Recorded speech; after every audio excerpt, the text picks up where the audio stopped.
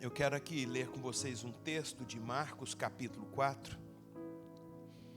Marcos capítulo 4. E eu coloquei um tema, embora você não vai entender o tema, depois que eu começar a falar que você vai entender. Qual barco você irá embarcar? Eu queria que você guardasse esse tema, é uma pergunta. Qual barco você vai embarcar? A vida é como se fosse um grande oceano, e você não consegue viver nessa vida sem ter um barco.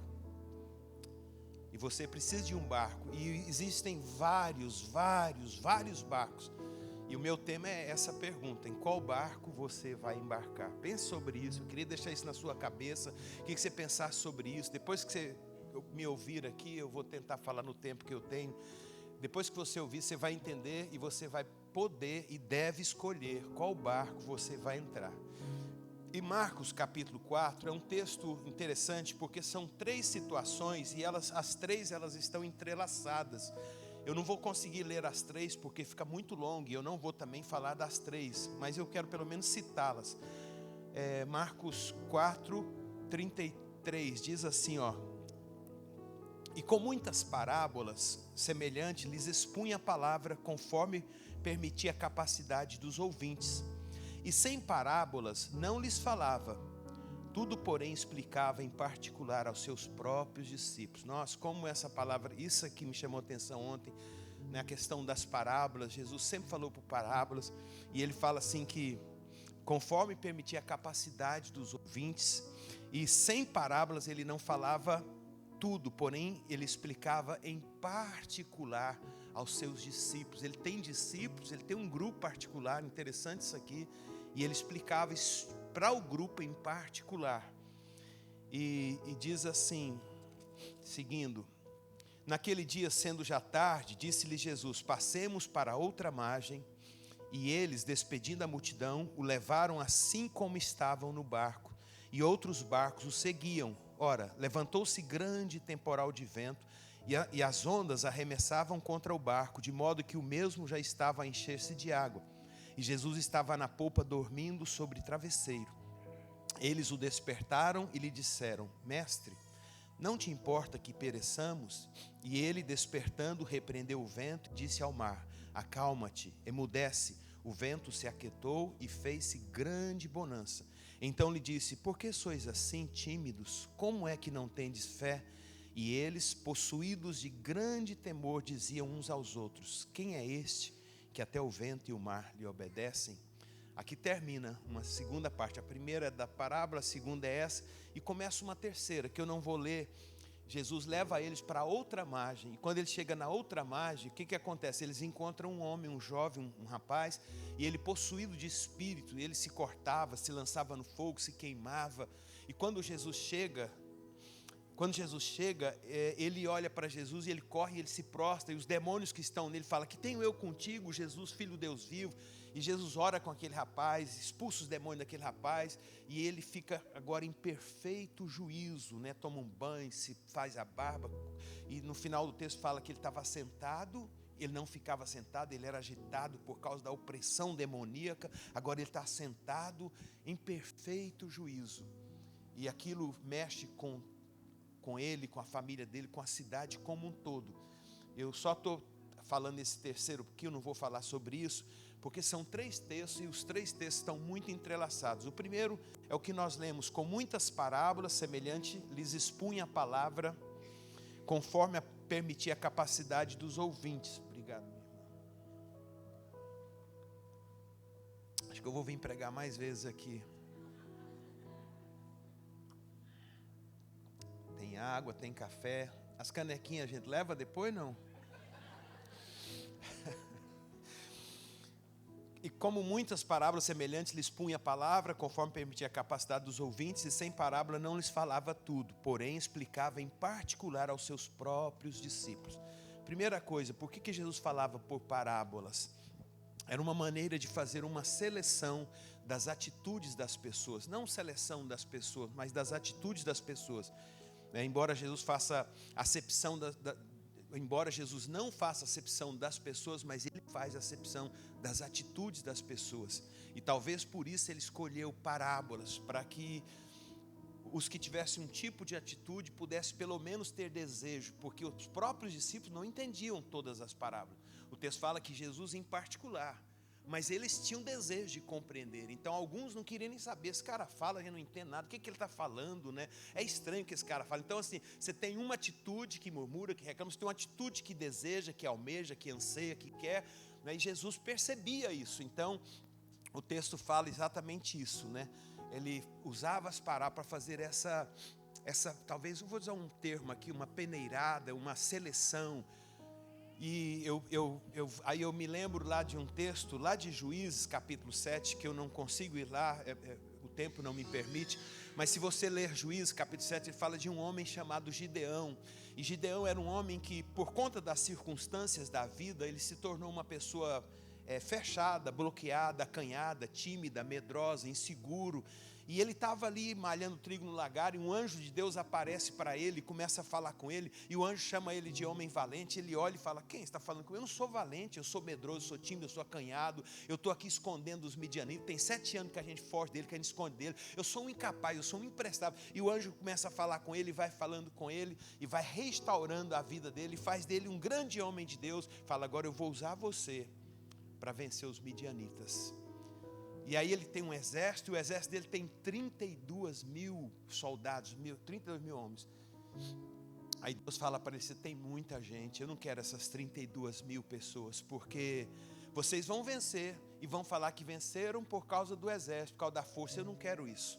Olha que coisa, escuta isso. Eu quero usar vocês, mas eu quero que vocês entendam que foi eu que usei vocês.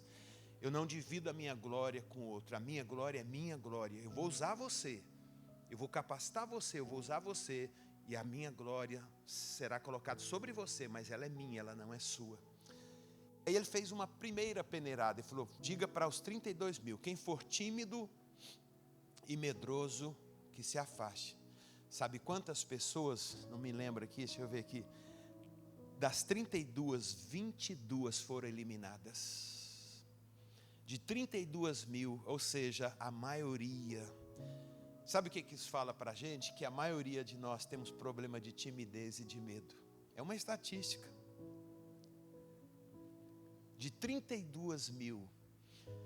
Deixa eu te falar uma coisa. Lá atrás, quando eu converti, eu fazia parte dessas 20 mil, eu fiz parte das 22 mil que foram eliminadas.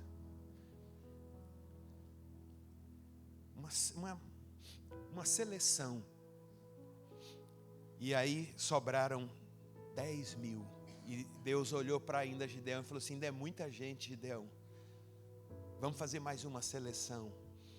Leva todo esse povo no rio para beber água. E aqueles que beber água, levando a mão na boca, como faz um cão, você coloca à parte. E aqueles que beberem água, que se ajoelharem para se aproximar da água, você coloca à parte. Os que se ajoelharam, que se curvaram diante da circunstância da sede, foram 9.700 pessoas. Uau! Das 32 mil, só sobraram 300 pessoas. Pouca gente mais, né? Eu não sei aqui quantas pessoas tem mais de 300 aqui. Mesmo não sendo, vocês são suficientes para mudar a história de Honório Gugel e do Rio de Janeiro. E Deus falou para Gideão: nós vamos com esses 300. Eu imagino Gideão se arrepiando: o senhor está louco? A gente vai ser destruído, vai acabar com a gente. Ele falou assim: não, vocês não vão ser destruídos, vocês vão vencer. Como Deus tinha trabalhado a vida dele, mudado o interior dele, ele falou: vamos embora. E eles foram e eles venceram o exército dos midianitas, apenas com 300 pessoas. O que a gente aprende aqui? O que Jesus fez com aqueles discípulos? Jesus tinha discípulo ali. Pedro, a Bíblia diz que Pedro era iletrado, não sabia ler direito. Pedro não sabia falar, você sabe disso. Pedro era grosso, Jesus trabalhou ele, mas ele tinha fome, ele tinha sede, ele tinha desejo, ele queria. Isso é suficiente para Deus, não é? Segunda coisa que a gente percebe: sem parábolas não lhes falava tudo, porém explicava em particular aos seus próprios discípulos. Jesus usava a metodologia de parábola para selecionar os que queriam dos que não queriam, dos que tinham sede, dos que não tinham sede, dos corajosos e dos medrosos. Ele usou a parábola, e ainda hoje ele faz isso. E uma outra coisa dentro das parábolas, que o texto fala, tudo porém explicava em particular aos seus próprios discípulos. Nossa, eu amei isso aqui. Não é que Jesus prefere alguns e pretere outros, nunca isso. Ele morreu por todos, seja pobre, seja rico, seja preto, seja branco, seja gordo, magro, não importa, seja bandido, não importa, ele morreu por todos. Ele não faz acepção das pessoas, mas ele faz acepção da atitude das pessoas. Não é a resposta das pessoas para Deus que vai fazer com que Deus reaja diante das pessoas. Não é Deus, a gente coloca muito assim, o meu futuro está na mão de Deus. Não, o seu futuro está na sua mão. Porque o que depende de Deus, Ele já fez. Agora, você vai corresponder ao que Ele já fez? Então, 1 Pedro 2 fala assim, vós porém sois raça eleita, nação santa, raça eleita, sacerdote real, nação santa, povo, eu amo isso aqui, povo de propriedade exclusiva de Deus. Eu amo isso aqui. A minha mulher, ano passado não, a gente fez 38 anos de casado, esse ano. E já no início do ano ela falou assim, eu quero comemorar esses 38 anos com grande estilo. Aí eu já me arrepio todinho, né? Mas não é arrepiar de alegria não, né? Vamos para não, arrepio de medo, Ela já conhece a tia que tem, já sabe a linguagem aqui. Eu já me arrepiei todo, falei, ixi, vem bronca aí. Aí ela pegou um pacote para ir para a Itália. Eu falei, pelo amor de Deus, Ana Cláudia, como isso? Não tinha a mínima condição. Ela falou, mas eu quero isso. E aí eu vou para Deus, eu vou orar e, cara, Deus me acolhe. O Salmo 34 fala assim, o salmista fala assim, invoquei o Senhor, Ele me acolheu e livrou-me de todos os meus temores. Aí Deus, fica tranquilo, vamos viajar. Cara, deu tudo certo. E no dia da viagem, um dia antes da viagem, estava bem esticadinho, né? Aí um irmão lá da igreja ligou para a gente, falou assim, bispo, quero dar uma oferta para o senhor. O senhor quer em euro ou quer em... É real, né? Real.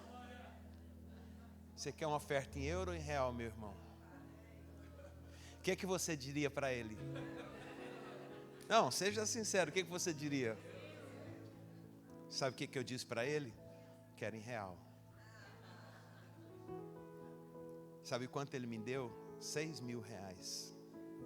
Eu já estava com tudo pronto. Foi a viagem mais tranquila da nossa vida. Por que eu estou dizendo isso? Porque eu entendo, eu sei. Deixa eu falar de forma diferente. Em João 6,66, Jesus faz um discurso pesado, como se fosse uma parada, não é uma parada, um discurso pesado, ninguém entende nada, e o texto fala assim, escuta isso, muitos dos seus discípulos o abandonaram. Aí ele chega para os 12 e fala, e vocês querem também me abandonar? E Pedro, o iletrado, o ignorante, o grosso, fala assim, tem esperança para mim também. Pedro fala assim, olha isso aqui, gente. Pedro fala assim, Senhor, nós temos crido e conhecido. Não só crido, tem muita gente que crê, mas não conhece. O que vai trazer o resultado é o conhecer, é a experiência, é o andar com Ele. Olha só, Jó teve muitos problemas. No final ele fala, Senhor, antes eu te conhecia só de ouvir, mas agora os meus olhos te veem. A parábola é exatamente para fazer uma seleção. E quando o texto fala de 1 Pedro 2,9, vós porém sois raça eleita, sacerdócio real, nação santa, povo de propriedade exclusiva. Você é exclusivo. Olha o que a Bíblia diz, você é a menina dos olhos de Deus. A gente acredita isso, mas a gente não vive isso. E você precisa viver isso. E a gente não vive, dá errado, e a gente quer culpar Deus. Não, Ele já fez, você tem que ir lá e conquistar. Você tem que entender isso. E aí eu quero entrar numa segunda parte para a gente terminar e orar. O texto continua, do capítulo 4, versículo 35. Naquele dia, sendo já tarde, disse-lhe Jesus, passemos para outra margem. Para outra margem. O que Ele está querendo dizer para mim e para você? Passemos para outra margem. É Jesus que fala isso. É engraçado, deixa eu voltar só um pouquinho, que no versículo 36 ele fala assim: e eles? Quem? Os discípulos, despedindo a multidão, o levaram quem? Jesus, assim como estava no barco, e outros barcos o seguiam. Para você entender o meu tema, que eu já ia pulando isso aqui. Outros barcos, quantos barcos? Não sei, tinha um barco grande, com 12 discípulos e Jesus, e tinha outros barcos, provavelmente com outros discípulos, porque não só havia 12, havia muito. Tem hora que Jesus está com 70, tem hora que Jesus está com 120. E provavelmente ainda dentro dos outros barcos havia uma pequena multidão, porque os discípulos pediram a multidão para ir embora. Mas a multidão, ela é curiosa, alguns entraram em um barco e está lá vários, os 12, Jesus e os 12, outros barcos estavam lá, né? Outros barcos. E o texto fala, e levantou-se grande temporal. Aí, quando Jesus fala, depois do temporal, que ele acalma tudo, ele fala, passemos para outra margem. O que Jesus está querendo dizer? É a certeza que Jesus Cristo está e sempre estará comigo, ainda que seja um momento de mudança de ciclo, ainda que seja um momento de tumulto, de dificuldade, Ele está. E as pessoas, eu quero que você guarde isso aqui, quando a gente está dentro de uma situação, de uma confusão, a gente não consegue perceber que Ele está, mas Ele está. As aflições e as batalhas do dia a dia, elas dão uma névoa, elas cegam e você não percebe, mas Ele está. Você não sente, mas Ele está. Você tá com medo, mas Ele está, mesmo com medo. Você está vendo, parece que vai dar tudo errado, mas Ele está ali, Ele está ali, Ele está ali. Amei essa frase quando Ele fala, passemos. Quantos creem que Ele vai passar sempre com você? A vida nossa é composta de ciclos, um novo tempo, um novo momento, um momento novo, tudo é ciclo. Mas Ele vai passar comigo. Eu nunca vou entrar num ciclo sem Ele. Todas as vezes que eu entrar no novo ciclo, Ele vai estar comigo. E Ele vai sempre me dar vitória em cada momento, em cada situação da minha vida. Então Ele fala, passemos para outra margem. Outra coisa, Ele fala, eles despedindo a multidão, os discípulos despedem a multidões, né? Multidão é uma categoria, eu coloquei isso assim, não ficou muito, mas é uma categoria de pessoas que são curiosas, que estão mais interessadas no milagre do que no Senhor dos milagres. Deixa eu trazer e contextualizar. Sabe o que é multidão? São pessoas que vêm para cá, estava aqui ouvindo na hora da oferta, né? Eu fiz a minha de Pix, viu? Estava ali na hora da oferta, já fiz logo. E estava ali escutando a apóstola Beth, falei, caramba, que coisa, né? Mas a maioria das pessoas, elas não enxergam como a apóstola colocou, como a Bíblia fala. Se for só pede dinheiro, né? Para que dinheiro? Para que? A igreja não pede dinheiro para as necessidades da igreja. A igreja pede para que você seja próspero. Quanto mais você semeia, mais você colhe. É assim. E ela fez umas falas maravilhosas. Ela citou algumas ofertas de manjares. A Bíblia tem várias ofertas. Tem uma que é oferta de sacrifício. É a oferta que me custa, a oferta que me dói. É aquilo que eu dou. Eu e a minha esposa já fizemos várias vezes. Quantas vezes nós já ofertamos o nosso único carro? Nós já ofertamos o apartamento que a gente comprou com muita luta, com muita batalha. Mas Deus pediu, eu senti no meu coração. E aí ela estava lá e ela assim, não, Deus está falando uma coisa tão forte comigo. Falei, diga, vai doar o apartamento. Eu falei, vamos embora, vamos doar. E doávamos. Quantas vezes fizemos isso? E sempre, às vezes não acontece na mesma semana, às vezes nem no mesmo ano. Mas depois Deus traz muito melhor e maior do que aquilo que você semeou. Guarda isso aqui, ó. Deus não fica devendo nada para ninguém. Deus não deve absolutamente nada para ninguém.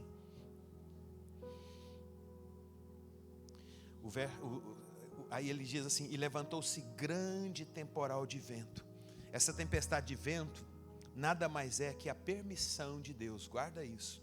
Quando nós entramos na pandemia, que fechou tudo, a igreja fechou, uma pessoa falou para nós, um líder, falou assim, olha, eu orando por essa situação, e assim, era um momento muito delicado, né? Ele falou assim, eu sinto a permissão de Deus dentro da pandemia. Não que Deus trouxe a pandemia, não foi Deus, a pandemia não foi causada por Deus, mas há uma permissão de Deus para que ela acontecesse. Por quê? porque Deus quer ensinar alguma coisa ao seu povo através dessa pandemia. Nós precisamos entender isso. Por que a igreja ficou 5 ou 6 meses fechada? Não, fechada não. Não, eu falo por legalidade. Teve um tempo, 5 ou 6 meses, eu acho. Não lembro se foi 5 ou 6 meses. Eu saía de casa, eu ia para a igreja todo dia de manhã, nunca parei minha oração. E os cultos a gente fazia ao vivo, né, e ficava gravado no YouTube, e você pregando para ninguém. Tinha dia que me dava uma dor, eu saía de lá chorando, ia para tudo fechado, o shopping fechado. 1 mês, 2 meses, 3 meses, 4 meses, 5 meses. E aquela palavra entrou assim: tem permissão de Deus sobre isso. Nada acontece por acaso. Tudo o que acontece na minha, na sua, nas nossas vidas, tem um plano. Você precisa discernir o que Deus está querendo me ensinar. Tem erro da humanidade? Tem. Mas Deus permitiu, porque Deus poderia permitir aquilo não acontecer. Por que eu perdi fulano? Deus poderia permitir que você não perdesse, mas perdeu. Tudo tem um plano. Deus está querendo falar. O que Deus quer falar? Quando vê a tempestade, olha só, repetir isso aqui, ó. Nada mais é do que a permissão de Deus para provar o coração e ver a atitude de cada um. O mesmo que aconteceu lá com Gideão. Deus estava testando, provando, e Gideão foi aprovado por Deus. Fechando, e eles falam: quem é este que até o vento, deixa eu ler esse texto, e Jesus, né, despertando, repreendeu o vento e disse ao mar: acalma-te, emudece. O vento se aquietou e fez-se grande bonança. Então lhe disse: por que sois assim tímidos? Como é que não tendes fé? E eles, possuídos de grande temor, não é medo não, diferente, medo e temor. Temor é um respeito, é uma reverência. Tanto é que, vamos terminar de ler que você vai entender. E possuídos eles de grande temor, diziam uns aos outros: quem é este que até o vento e o mar lhe obedecem? Eu gosto de uma outra tradução que diz assim, ó: que homem é este? Porque Jesus ali era homem. Ele era filho de Deus, mas ele estava ali na qualidade de homem, sujeito aos mesmos sentimentos que eu e você. E eles falam assim: que homem é este que até o vento e o mar lhe obedece? Vê um tufão, o barco dele subia e descia e vira. O que aconteceu? Uma seleção que Deus estava permitindo, porque havia vários barcos, e aconteceu como é que é? Uma redundância aqui, deixa eu corrigir. Haveria uma situação nova do outro lado, e que precisava de pessoas que têm fé. Não poderia ser aquela multidão. Talvez se ela tivesse aquele rapaz do outro lado, que vivia lá no sepulcro morrendo, não fosse restaurado. E Jesus fez uma seleção. Ele permitiu um vendaval, não para destruir nem os discípulos, nem os outros, nem a multidão, nem os outros barcos, mas ele precisava selecionar, porque um milagre vai acontecer ali. Quantos conseguem entender isso? Deixa eu fechar aqui. Quando a coisa pega, que você está, meu Deus, eu não vejo saída, problema. Querido, do outro lado tem uma coisa espantosa de Deus para você. Eu não preciso vê-la, eu não preciso enxergá-la, eu preciso apenas, dentro do momento drástico, eu estou perdido, eu me ajoelho e falo: Senhor, eu creio no teu milagre, no teu agir. E Deus vai fazer, Então a última coisa é exatamente isso. Eles falam: quem é este, ou que homem é este, que até o vento e o mar lhe obedecem? Eu quero terminar citando aqui o texto de Filipenses, capítulo 2, se não me engano, a partir do versículo 8, que ele fala assim, Filipenses 2:8, pelo que também, o texto está falando de Jesus Cristo, e fala assim: pelo que também Deus o exaltou sobremaneira, e lhe deu o nome que está acima de todo nome, para que ao nome de Jesus Cristo, preste atenção nisso, todo joelho se dobre, toda língua confesse que Jesus Cristo é o Senhor, para a glória de Deus Pai.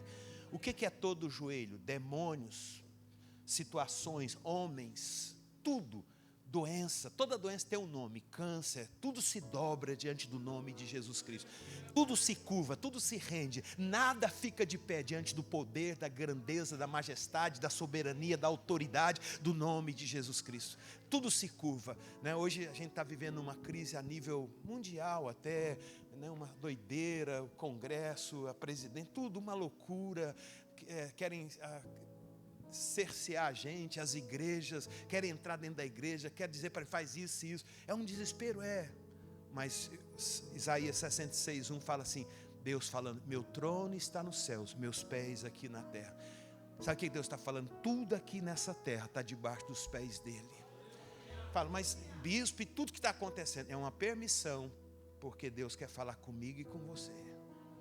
Porque Deus está nos selecionando. Aí eu fecho. Qual barco você vai ficar? Eu quero no barco que Jesus está dentro dele. Os outros barcos provavelmente fugiram da tempestade. Não, eu quero passar pela tempestade, mas no meu barco Jesus vai estar dentro dele. E aí eu fecho com essa pergunta que é o meu tema. Qual barco você vai estar?